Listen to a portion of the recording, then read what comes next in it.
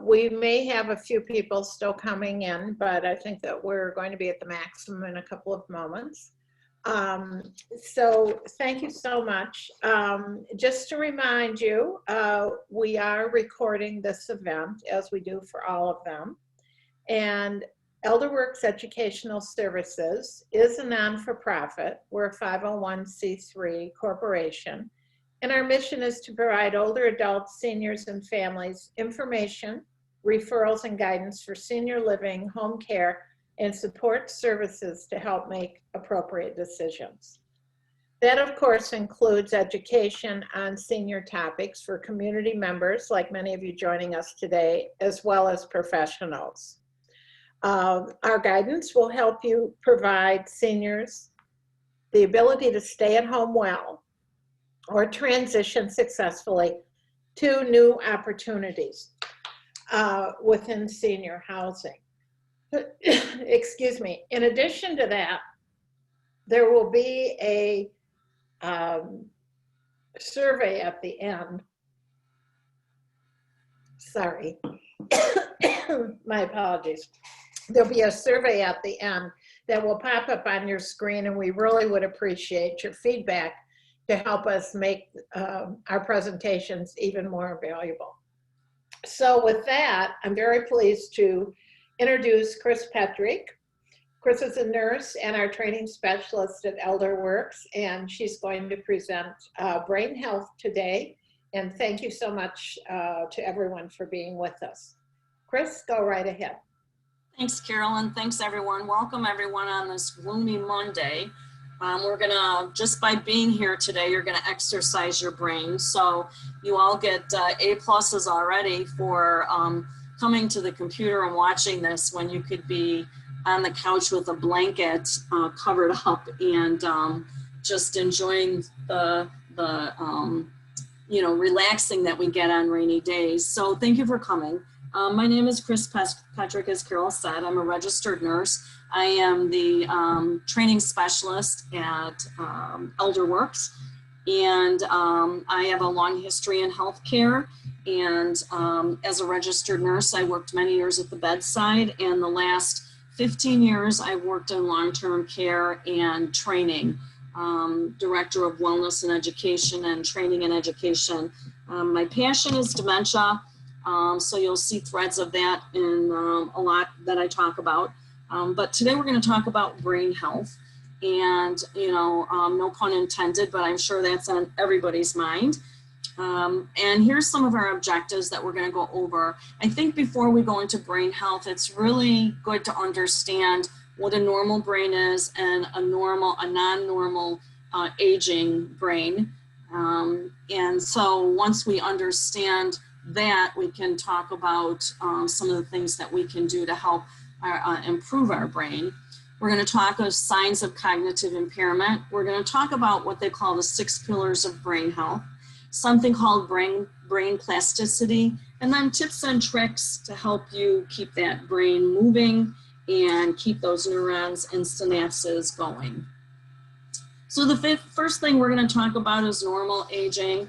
Normal aging is really characterized a slowing of cognitive performance. Older adults typically perform worse than younger adults on tasks of attention and episodic and working memory. However, here's the good news. They perform better on tests of general knowledge than younger persons. You will see a decrease in what we call mental flexibility, kind of the ability to think outside the box, so to speak. Some difficulty finding the right word.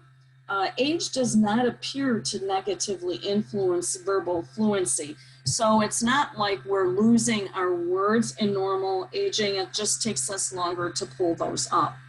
Older adults retain their verbal abilities, including vocabulary, but it may take longer to remember a name, a person's name, or a word. There may be difficulties retrieving the word, but the information is not lost.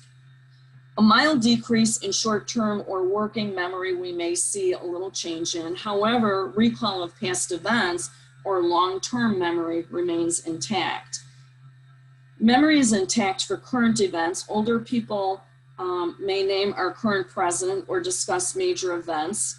I think, if anybody can't name the president today and current events, what's going on in our world, then I might say we have a problem, because it just pounds us every day. So we get that reinforcement. Someone might express more concern to their family or physician about forgetting names or words than to their family or friends. But if they were to undergo formal testing, they would demonstrate conformance within normal range. So even though you may be forgetting someone's name or the name of something, we call that noun recognition, you still would do fine on a test and fall within that normal range. There does not appear to be a substantial difference in long-term memory between people with normal aging versus pathological aging, at least during the early stages of dementia. So I think that's good news for us. We talk about aging and what happens to our body, and it's mostly what we see as decline, but in our brain, we're still keeping a lot of that brain power. More about normal aging. Changes in perceptual or speed of processing associated with normal aging can influence cognitive processing, such as attention and memory, and this has been associated with changes in the areas of the brain that are activated for these tasks in older versus younger people. And basically what we're saying is that it's going to take us longer to process some things. We still come out with the same end result. We still come out with the same answer. It just takes us a little bit more to get there. In addition, people retain independence in both basic and what we call instrumental or independent activities of daily living as they age, excluding any of those physical limitations that you might get. For example, if you had a comorbid condition such as osteoarthritis or multiple sclerosis or Parkinson's, that might limit your physical capability. But you don't require assistance in bathing and toileting. They continue managing their finances and preparing meals, although it may take them a bit longer. In comparison to normal aging, people living with dementia demonstrate challenges performing instrumental activities of daily living. And if you have been to any of my other webinars, remember, instrumental or independent activities of daily living are things outside of your basic needs. So your activities of daily living are bathing, dressing, brushing your teeth. Instrumental would be being able to make yourself a sandwich, recognize and be able to perform some housekeeping duties and balance your checkbook. So those are just examples of those. As a matter of fact, the inability to manage finances may be one of the earlier signs, things in ADL that changes and may suggest dementia. And that was with my mom who had dementia. That was one of our red flags, was she was having difficulty managing her finances. For those who haven't seen this before, I just like to show these brain statistics because it shows how packed our brain is with neurons and synapses. And those are important, vital, very microscopic brain function, pathology, not pathology, but the structures, the structures in the brain that the neurons fire and they go to the synapses, and that creates a movement or a thought or another synapse. So there's lots of them in there. The adult weighs, that's all packed into about 3 pounds, which is about the size of a medium cauliflower. After the age of 60, the brain does start to shrink. We'll see about 0.5 to 1% of its volume each year.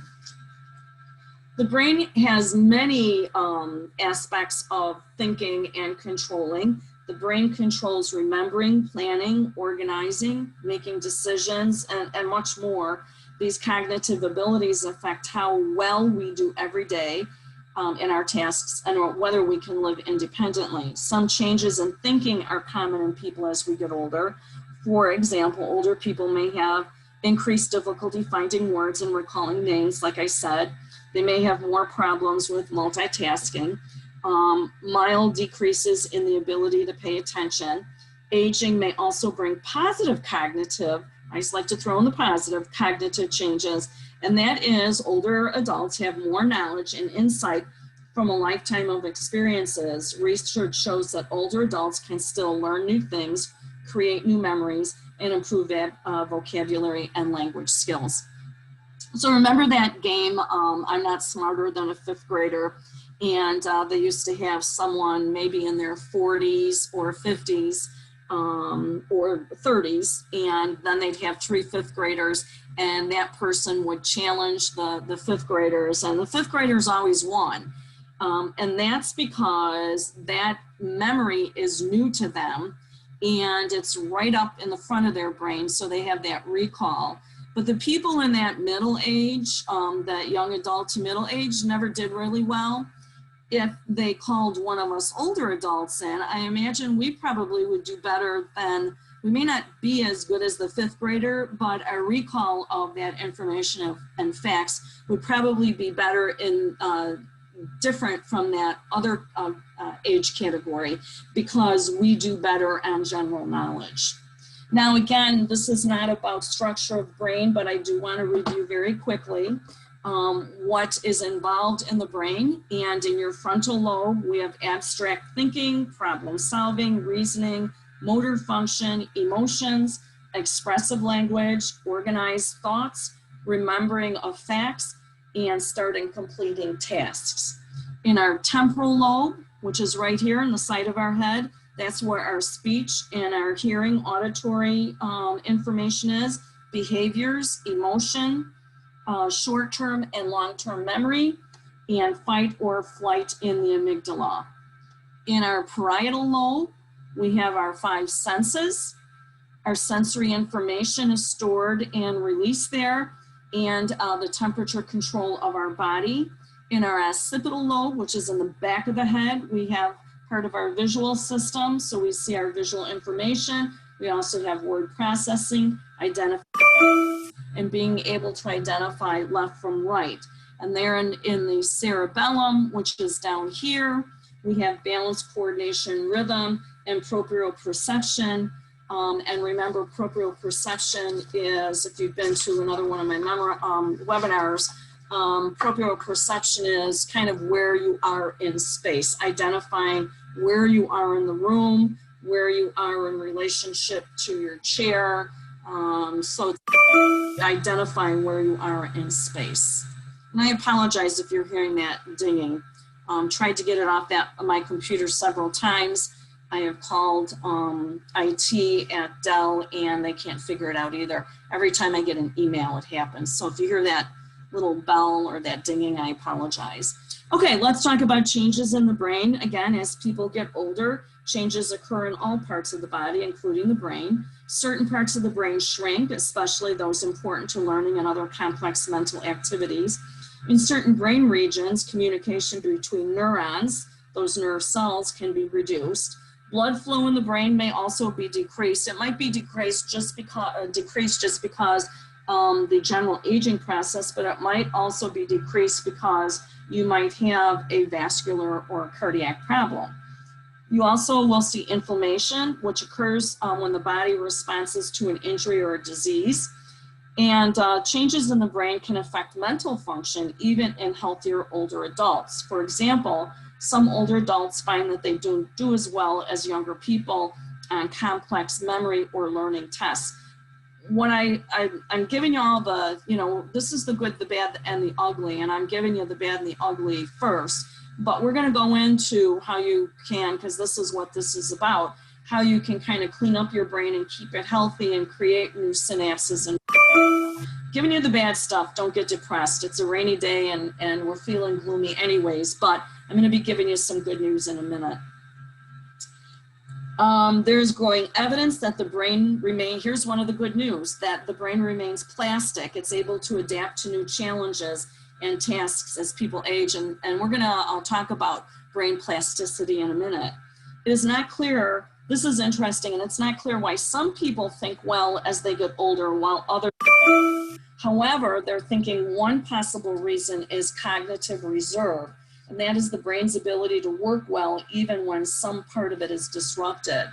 What they do find is people who have more cognitive reserve are more educated than people that don't.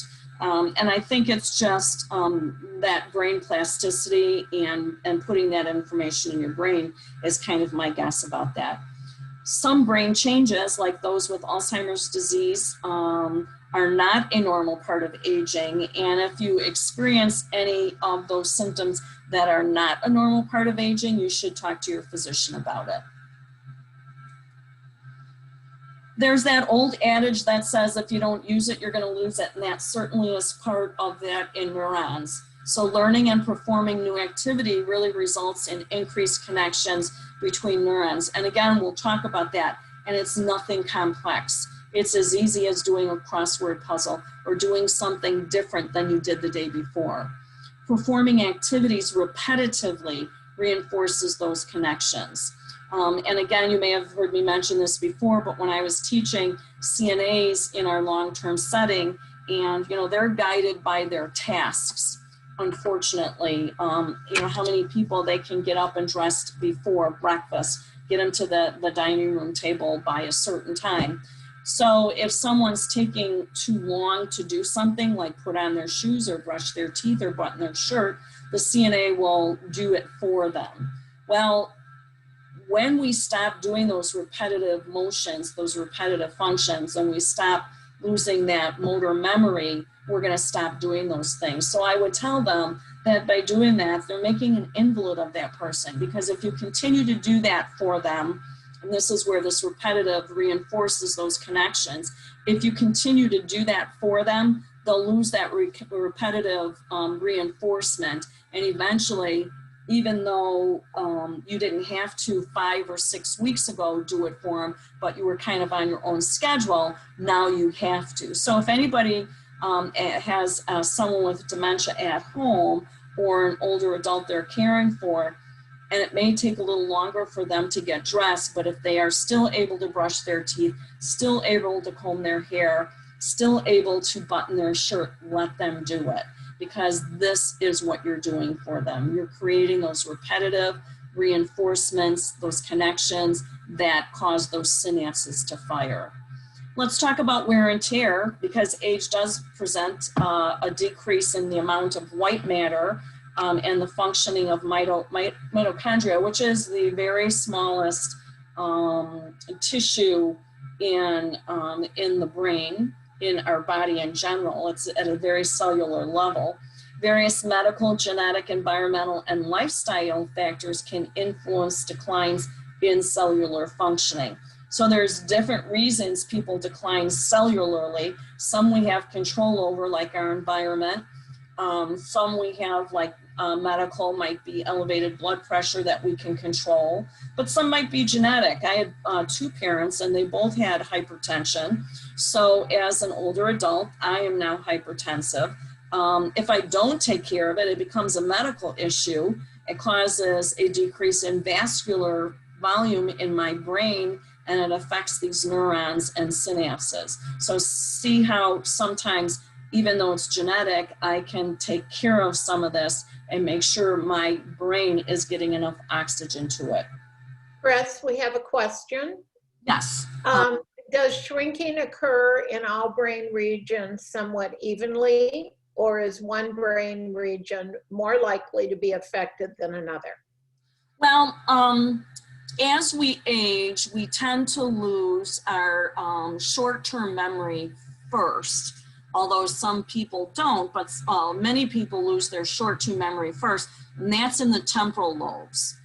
That's where your short-term and long-term is stored. So, but because everybody is an individual and everybody is different, it's going to affect people a little bit differently. But for the most part, the temporal lobe is typically where you'll see the damage beginning.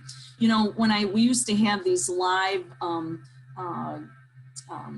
classes in our center, I did something called our brain activity, and everybody got a picture of a brain, and I wouldn't give them any other information, but I would say, I want you to color the brain, pick a color in the crayon box that you like, color the brain 2/3, and you can color it any way you want. You can color it contiguously, you can color it 2/3 in different part of the brains. And then what I would do is take the brains and post them on the wall. And I would say, find 2 brains that are exactly alike.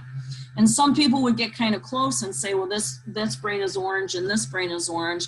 And this has the temporal lobe colored, but this one doesn't. So the point of that exercise was showing that every brain is different. It's different structurally, although we have the basics of every brain, but it might be different for everyone. I have a friend who has a daughter who is missing her corpus callosum, which is it's a structure that divides your brain. Now, you would never know by looking at her.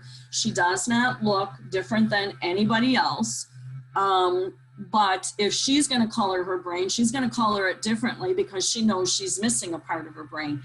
Her other parts of the brain have compensated for it over the years.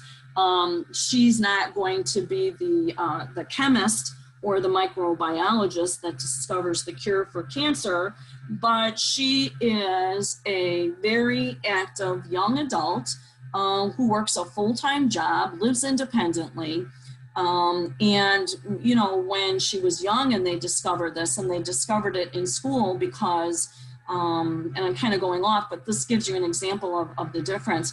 When they would stand up in school and they would say, you know, what's 10 plus 10? And, you know, you have to respond quickly and say 20. It would take her a few seconds to respond. So they decided to have her tested. And that's when they found out that she was missing this corpus callosum. They did an MRI. And what the corpus callosum does is it processes information from one side of the brain to the other side of the brain. Well, when you're missing that structure, she's still going to process it, but it's going to take longer. So that's an example of a brain being very different than yours or mine because it's actually missing something, and that was congenital. So going back to your original, I would say temporal, short-term for older adults, but not everybody is the same. We're going to be celebrating a friend of my mother's 95th birthday this month. And this woman is on Facebook. She writes me letters. I write her letters back. She can carry on a conversation. She knows what happened yesterday. Her short-term and long-term is quite intact. Good genes? I don't know. But, you know, some people just have it and some people don't. So cautiously, I'm going to say temporal for many, many people. But again, everyone's an individual and it may be different. Hopefully that answered that for you. And also, someone was asking, what age does short-term memory issues begin? Well, they consider older adults, you know, 65 and older. I'm 67, and I still have pretty good short-term memory. I was telling Carol before this, I was over at my grandson's house. He's in first grade, and he's doing the remote learning. His mom's a school teacher, so she's at school teaching remotely. And my son's a firefighter, so when he's at the firehouse, I have to be the you know, the guardian there, making sure he does his stuff. So I went there this morning to learn how to do Zoom and do the apps that they use in first grade. Now Zoom, because I do it all the time now. When I first did it, it took me a while, but even Carol said this morning, boy, you know what you're doing now, Chris, because I've done it. So that's my muscle memory working.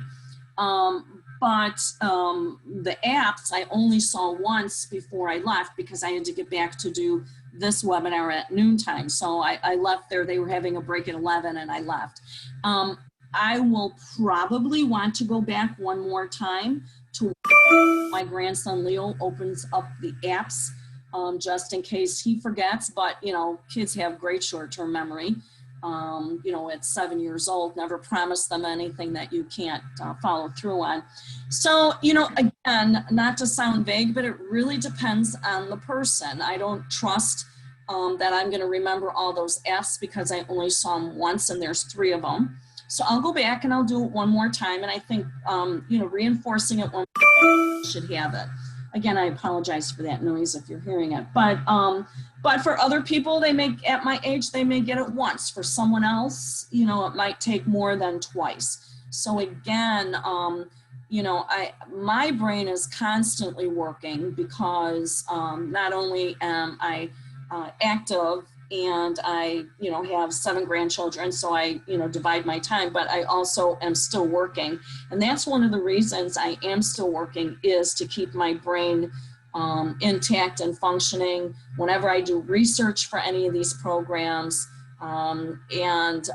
And I'm learning something new, I'm connecting my synapses all the time. So, you know, sometimes I'll get, you know, something that says, thank you, I appreciate your webinar, I really got something out of it. I have to tell you, I get something out of it too, because every time I develop a curriculum for something, I'm developing more synapses in my brain.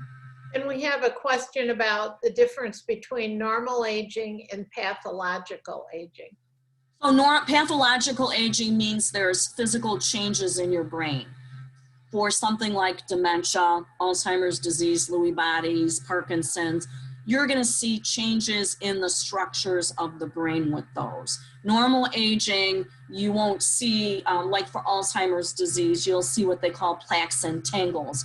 For Lewy bodies, you're going to see a Lewy body structure in the brain. So pathological means there's changes in the physical makeup of what the brain is. Okay? All right. Great, thanks. Aging neurons. Normal aging is also associated with a slightly diminished cerebral blood flow, which may contribute to white matter changes. Even in normal aging, we're going to see, even if you're healthy, you're going to see some changes in the elasticity of your arteries and veins. And it just happens because we're getting older. And if that happens, you might see some changes in the blood flow of the brain, which is normal. Now, if you have a comorbid condition like elevated blood pressure that's not being taken care of, you have COPD, you've smoked, you're diabetic, things that will, again, pathologically change the structure of your brain, you're going to see a diminished blood supply in that also. It's probably going to be more significant than what you would see in what we see in just normal aging. So here's normal, this is a PET scan, and PET scan always picks up kind of what we call heat activity. So this is your normal brain, and you see a lot of brain activity here. You see both lobes of the brain, they're pretty large. Then in mild cognitive impairment, you see that the lobes are shrinking a little bit, and you see there's more what we call free space here, and then some with Alzheimer's disease.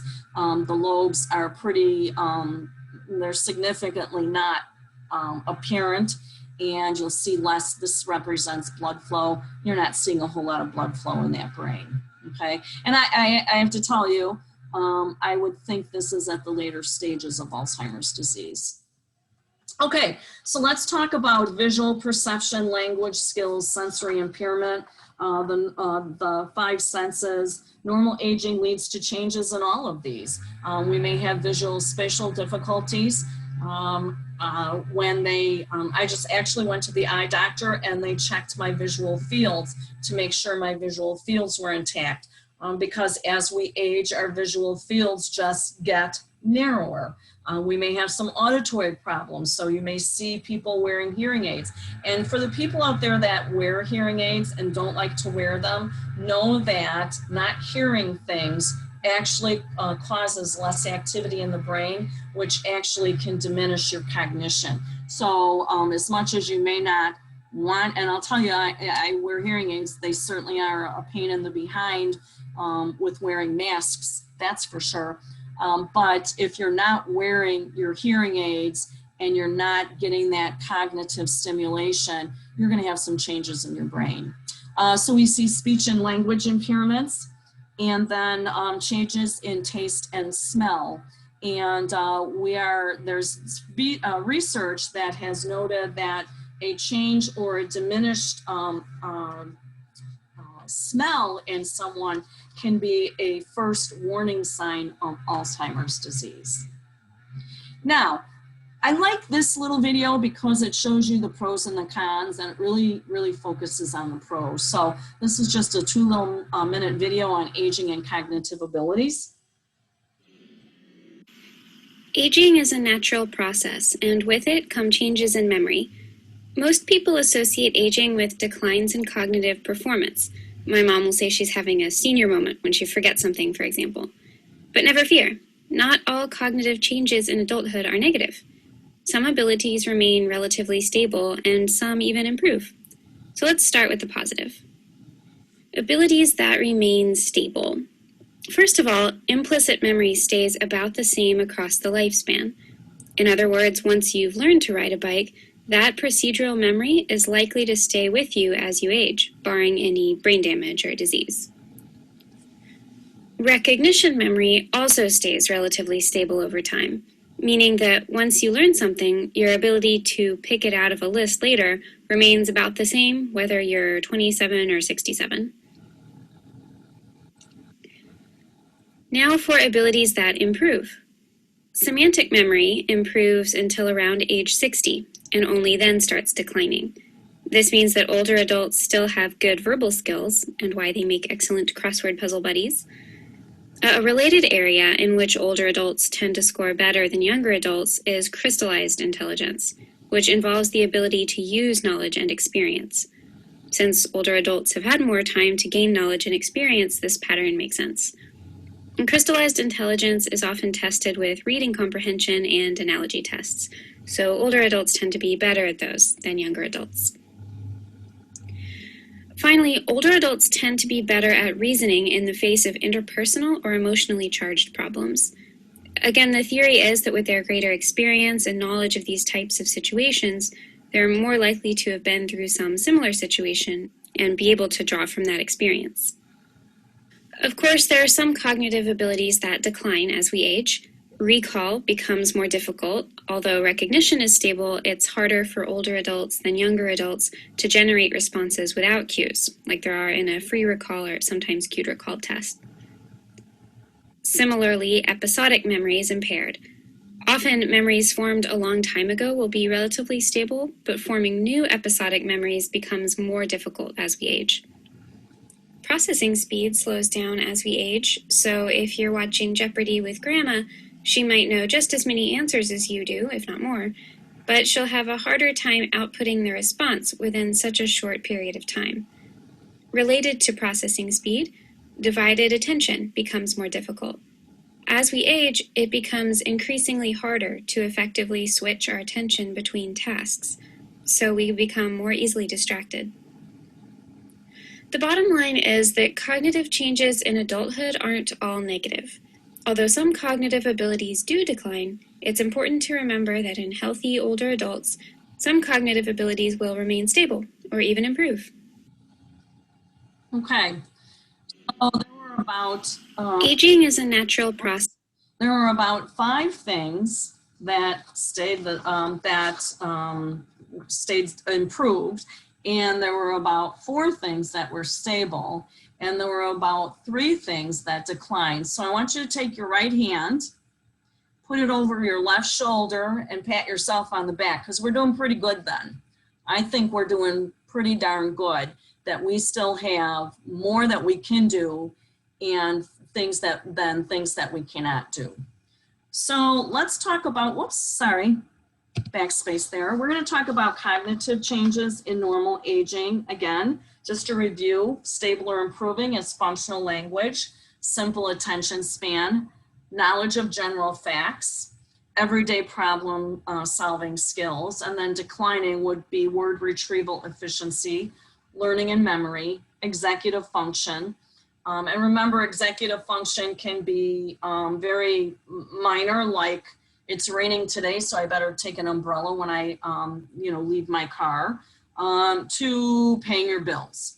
And then higher level attention, which would be when you're driving a car, and then mental processing speed. And we talked about that. It does take a little bit longer for us to process. I thought this was kind of interesting, cognitive complaints that people had. 58% complained of forgetting telephone numbers. I think that number is pretty normal, mostly because right now, most of our numbers are stored in our cell phones. And so actually someone asked me what my home phone number was. And I had to think about it because I haven't had a home phone number in 4 years. I just have my cell number. And that's what I told them. But then I was on Facebook yesterday and one of the questions was, can you remember your telephone number from when you were a child? And mine was Gladstone 70831. I remember that, but I couldn't remember what my home phone number was, during my married life with my kids growing up until we all had cell phones. Forgetting people's names, 32%. Forget where their, that should be car. I have to fix that, where their car is parked. What I do now, I did that once when I went to Woodfield, and I was in middle to younger age. I was probably in my 30s, but I walked out of Penny's and I could not find my car for almost an hour till I realized that I probably walked out the wrong door. So I haven't been obviously to the mall in ages, but what I used to do when I went to the mall was, as I walked in, I looked at what clothes I was, looking at, and I would say out loud, I came in by the men's clothes. And that way, and you say 3 times and you say it out loud. Yes, people think you're crazy. However, it commits it to that memory. Forgets groceries. I think we've all done that. Forget why they entered a room, 27%. That's something that I find that I do. Walk out of the room, walk back into the room, walk over that threshold again. Remember that kind of the rule of 5 in your short-term memory. Your short-term memory can hold about 5 to 7 things in your memory. So if you were doing something or talking to someone on the phone and you walk to another room and you've already have 5 things in your brain, something's going to drop off. Okay, and the first thing that'll drop off is the first thing that you tried to remember. So, again, if you're trying to remember things and you're trying to, or think of things and the brain's getting full, something's going to have to drop off. So that's the rule of 5s in remembering. Forgetting directions, which is why we have apps now. Forgetting appointment dates, and then loses items around the house. How many of you been on your cell phone looking for your cell phone? I mean, I can't see any hands up at this point, but I bet about 30% of you out there are kind of raising your hand sheepishly and saying, yes, I've done that. I've been on my phone when I'm looking for my phone. We've all done that. So I just find this kind of interesting. Signs of cognitive impairment, which is different than normal aging. Increasing forgetfulness or difficulty learning new tasks. Frequent repetition. Changes in ability to perform daily tasks. Significant change in mood and behavior. Social withdrawal. And there's social withdrawal because they know there's some cognitive impairment, and a lot of times you can fake it till you make it, but a lot of times it's just too exhausting to do that, and you're just better. Plus, so there's also a little bit of depression about the fact that you're starting to lose your independence. Getting lost in familiar places, problems with speech and language, changes in hygiene, suspiciousness. So-and-so took my purse. I can't find it. I know they came in yesterday and took it. And then judgmental problems. So those are all signs of cognitive impairment. And a lot of times, if you're caring for someone who, who is an older adult, maybe a parent, and you look at this, you can retrospectively go check, check, check, and check. When I look at this list, and we'll be coming into 2 years where my mom has passed, but as she had this cognitive impairment, and whether you're an educator or you're in the field or not, you really don't want to admit that that's happening, but definitely changes in hygiene, judgmental problems, social withdrawal. She was a very active person. So retrospectively, you can kind of look at these and say, yes, those are signs of cognitive impairment. I thought this was interesting too, aging around the world. The fastest growing population, the percentage population over 65, Japan has about 23%, Germany has 20.5%, and Italy has 20.4%. There is an island off of Italy called Sardinia, and it is one of the blue zones that you may have heard of, where people live well into their late 90s, early hundreds, and they look at these blue zones and they're researching them and what are they doing that's so different. One of the things they do is Mediterranean diet. And we'll talk about diet and you know, keeping your brain healthy. They walk everywhere. They very rarely get in a car and drive. And they are multi-generational. You'll see generations living within the same household. Interesting enough, I saw something on Netflix that was talking about blue zones. And the reason they call them blue zones is because the guy who started doing the research on these different areas of the world that had these areas where people thrived well into their 90s and their hundreds. And so he was marking them off on a map, and all he had was a blue felt tip marker. And that's how they became called the blue zone. Nothing scientific about it. The fastest growing population of people over 65 is Iran, Vietnam, Mexico, India, and South Korea.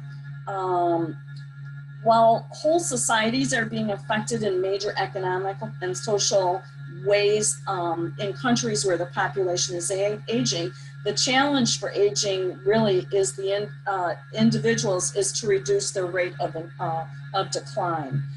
This has created a growth anti-aging industry focused on vitamins and supplements, fad diets, gym facilities, mind training programs, and books on memory. The good news is that these things can work, and they are, if they're begun while people are early middle age, but it's not too late for any of us. So the next question is, does the brain always decline? Scientists are particularly noted for being sharp and productive long into their 80s and 90s because they keep using their brain. The National Science Foundation reports that at age 69, more than 29% of the scientists and engineers with PhDs still work full-time, compared to 13% of scientists with masters or bachelors. So it looks like people who are more educated tend to work longer and keep their brains active. Gene expression is influenced by things like how we exercise, our diet, and our mental activity. And so many seniors resign themselves to the ravages of aging, but will find benefit in ways to improve that physically and mentally. So research does show that that lifetime of vigorous learning helps prevent or delay Alzheimer's disease. And so again, coming to these webinars or anything that you can find that will improve your brain and keep you learning will keep you keep your brain very active. This is a man I found on the web.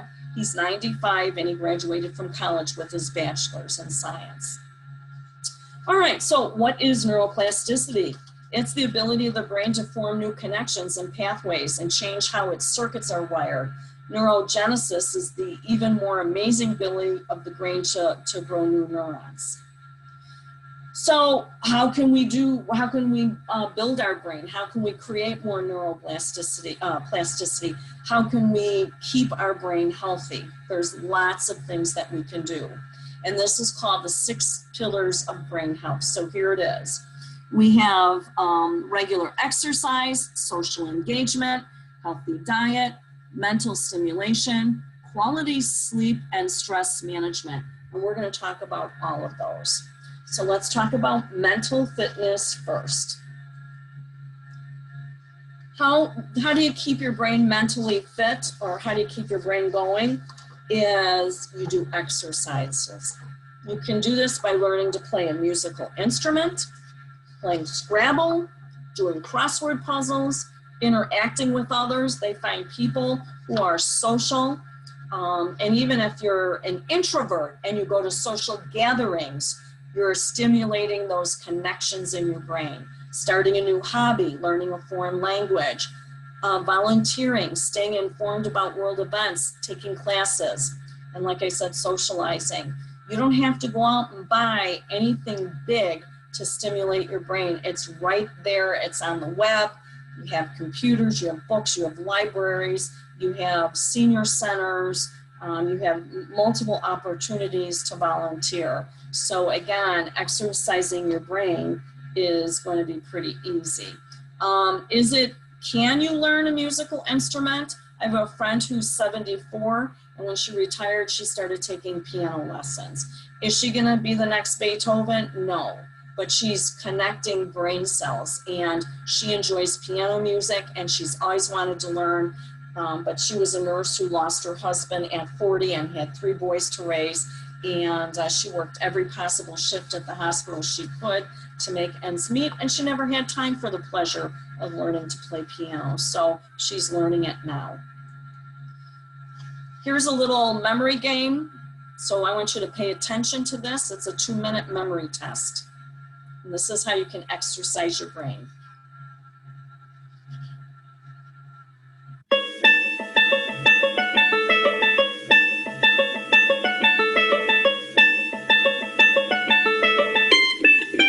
You might need your pen and pencil for this.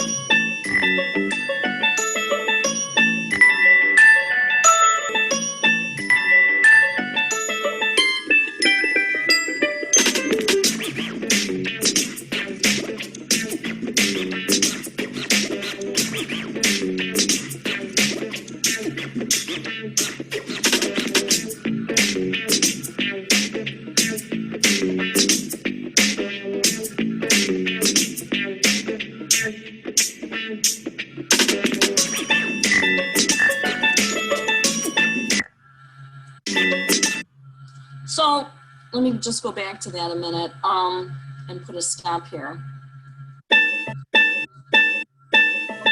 Okay.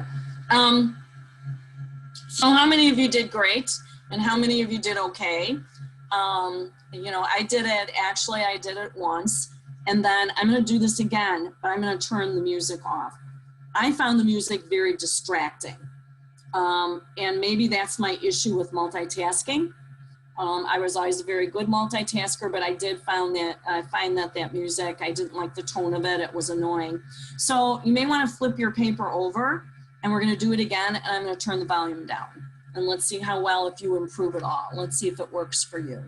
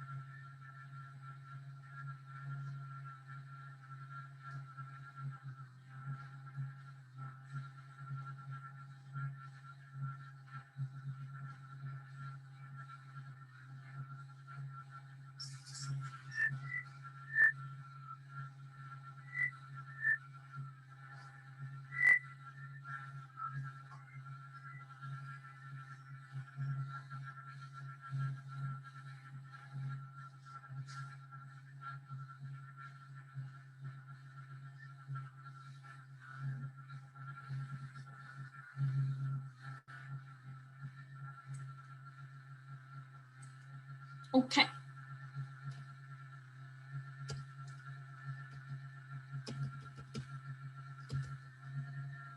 Okay, so go to the questions and answer part down at the bottom of your screen and type in yes if you did better the second time, or no if you didn't do better without the music. Just kind of my own experiment to see who did better with or without.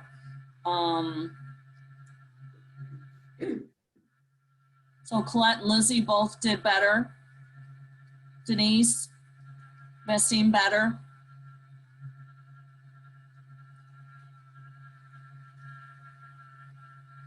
Yes, no, the annoying noise got in the way. I did the same. Okay. Yes from all four.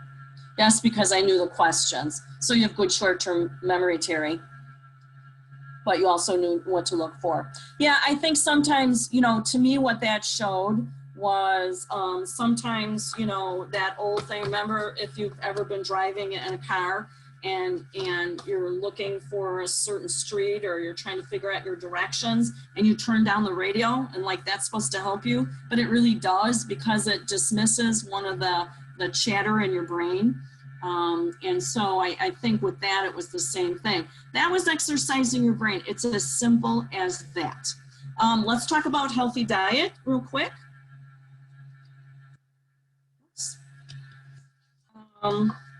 60% of brain is fat, while the other half of that fat is omega-3. Fatty fish, which is rich in omega-3, build brain and nerve cells that are essential for learning and memory. And then research shows that omega-3 may slow mental decline, such as Alzheimer's. A decline in omega-3 is related to reading impairments and depression. So they're looking at that in kids who are having difficulty with reading, and our clients with depression. They're looking at what they're not sufficient in.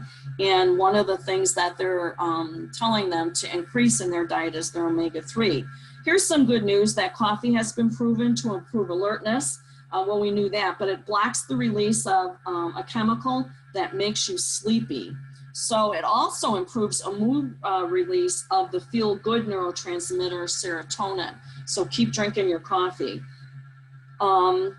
Blueberries are good. Any type of berries are good. Turmeric is the key ingredient in curry. It has a number of benefits. It is plant-based antioxidant and anti-inflammatory. So a lot of people have started taking turmeric if they have an anti-inflammatory disease like arthritis or something like that. Curcumin is a byproduct of turmeric, and it may benefit memory. It eases depression. It boosts serotonin and dopamine, which are those mood elevators. Broccoli has powerful plant compounds, lots of vitamin K, A, and fat soluble vitamins, which is important in developing vitamin K, and that helps brain cells too. So these are a lot, and there's more than this, but these are some of the important foods that we really need to incorporate in our diet. And if you look at this one here, it says chocolates, but it says dark chocolates. So we have to make sure that we're looking at the percentage of Caro on the package. If you go to someplace like Trader Joe, they have, it's marked right on the package as to, well, actually, they have them at the drugstores now too. If you go to the candy aisle, they'll show you little candy bars that have different percentages of the dark chocolate in there. So these are just some of the things. You've heard of the Mediterranean diet. The one thing that I would not recommend, especially for older adults, is fasting, unless you're fasting for a test or something. You want to make sure that you're drinking lots of water and keeping your body flushed, and really looking at those fruits and vegetables a little bit differently. Physical exercise. Let's talk about that a little bit here. Oops. Exercise. I don't know why it did that. Let me go back. Chris, we have about 4 minutes. Okay. Is good for your body and Well, we're going to skip this then, okay? It was just a little video. your brain. Here's what happens to your brain when you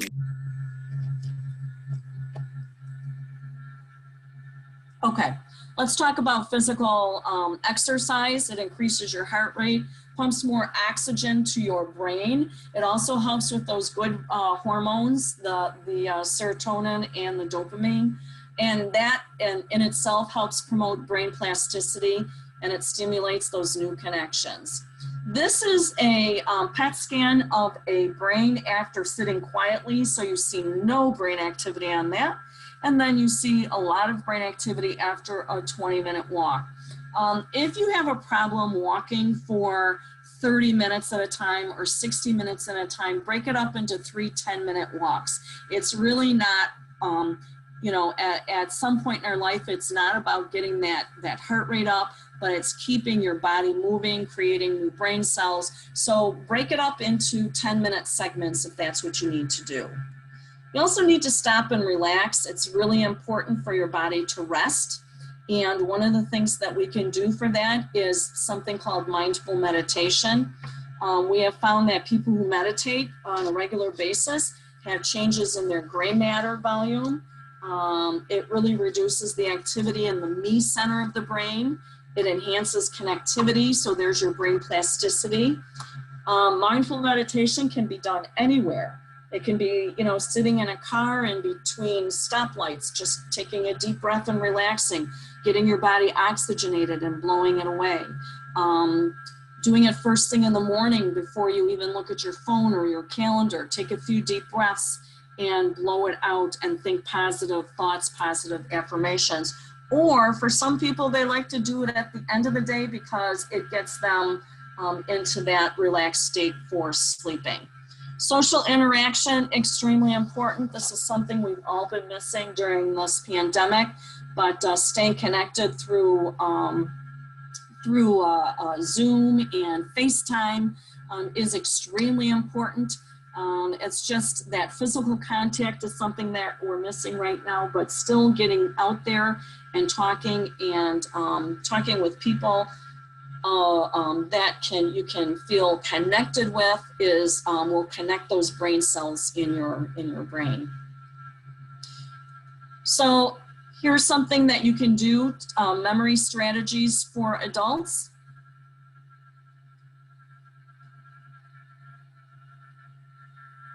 We won't see the whole 8 minutes. So think about this. Nowadays, a lot of people are obsessed with a healthy lifestyle. They eat wholesome food, work out at the gym, and all that jazz.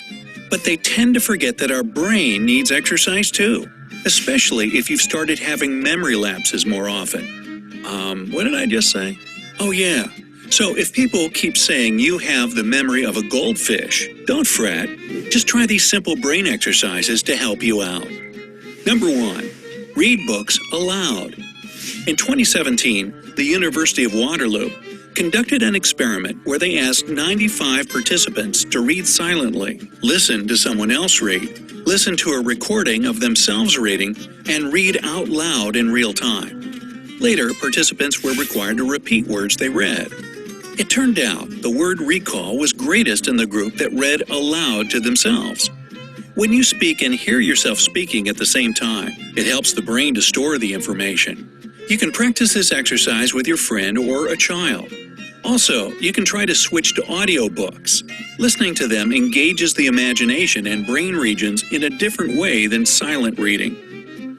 Number 2, switch hands during daily activities.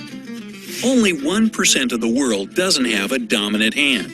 Everyone else uses either the right one or the left one to read, cut food, paint, and so on.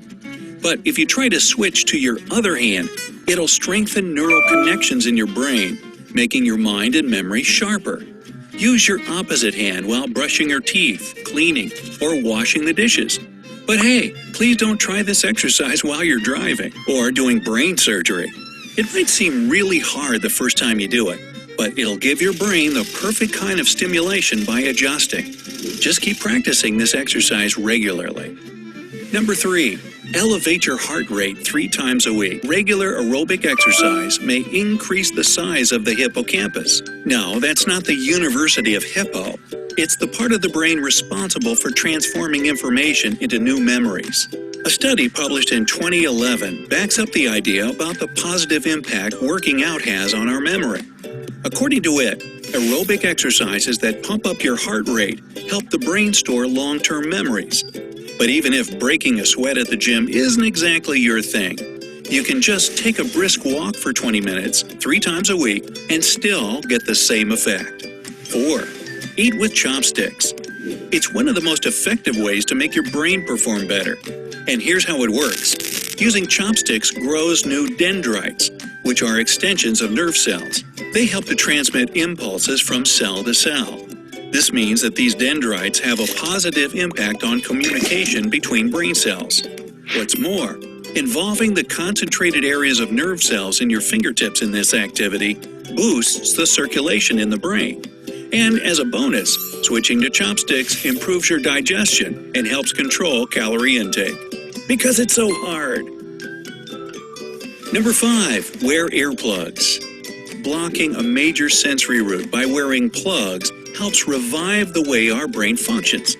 Because when we go about our day, we only half listen, since we know what to expect. Experiencing the world without sound is a great booster for our cognitive abilities, including memory. You can try this technique, for example, during a family breakfast. But don't forget to warn your family about it, or they'll think you've decided to ignore them for no reason. Huh? Number 6, create word pictures and puzzles. This is, hands down, the easiest exercise that you can perform anywhere, like when you're in public transport or waiting in line at a grocery store. Think of any word you like and visualize its spelling in your head. After you've done with this task, try to come up with any other words, as many as you can, that begin or end with the same 2 letters of your first word. This kind of mind game challenges your brain to stay active and sharp. 7. Do the 4 detail observation exercise. This is what scientists call passive memory training. You can practice it while you're out and about. All you have to do is observe any 4 details about someone you encountered during the day, and then recall them later. Let's say the barista who made your coffee. He or she could have had deep dark hair, a gold watch, a beauty spot on their right cheek, and a yellow t-shirt on. Start noticing these little details on just one person a day, and gradually increase that number or add more details to remember. The thing is, while we go about our day, we don't observe as much as we should, failing to receive information. Besides, being more observant of the people who surround you is a great social skill. Number 8, blast some tunes. If you have to cram for an exam or read and remember some stuff that's related to your work, you better do it with pleasant background music. Listening to music helps our brain to retain information. It's best to make a playlist with some instrumental melodies you like, since songs with lyrics might hinder the process of remembering. If you're a real fan of music, consider learning to play an instrument. This kind of activity not only enhances your memory, but also helps to relieve stress and makes you smarter. Number 9, clench your fist. It's as simple as that. In 2013, psychologists from Montclair State University carried out an experiment.